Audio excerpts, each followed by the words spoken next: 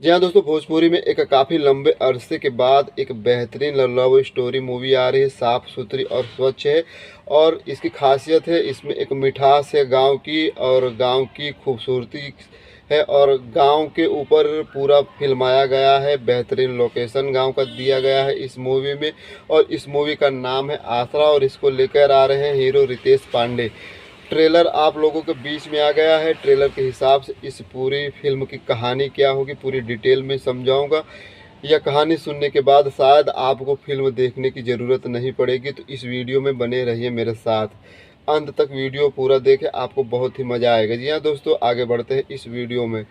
Trailer के हिसाब से मूवी की कहानी गांव से शुरू होती है। आप लोगों को मालूम है, हर गांव में एक ईंट का भट्ठा अगल बगल में कहीं होता है, और वहां पर मजदूर ईंट बनाने का काम करता है। और इस ईंट के भट्ठे पर माँ बेटी भी ईंट बनाने का काम करती है। संजोग से उनका बाप नहीं होता, और इसी गांव में एक मिडिल क्लास का एक लड़का रहता है, जो कि हीरो रहता है रितेश पांडे। जब वह ईंट के भट्ठे पर से गुजरता है, तब उस लड़की को देखता है तो उससे उसे प्यार हो जाता है, और दोनों आपस में प्यार करने लगते हैं। और प्यार जब हद से ज़्यादा बढ़ जाता है, इसी दरमियान एक ट्विस्ट आता है, और इसमें लड़की की माँ रहती हो, लड़की को बताती है कि तुम्हारा पिताजी आर्मी में है।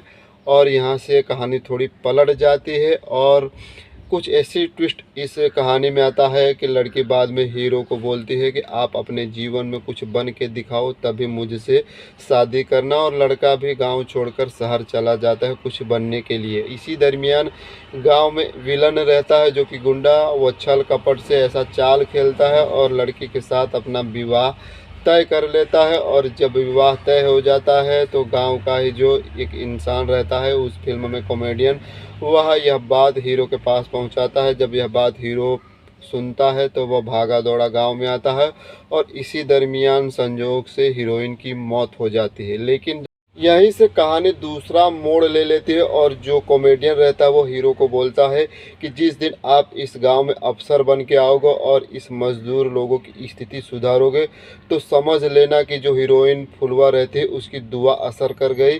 तो यही कहानी है, और इस फिल्म में काफ़ी एक्शन मार धाड़ भी है।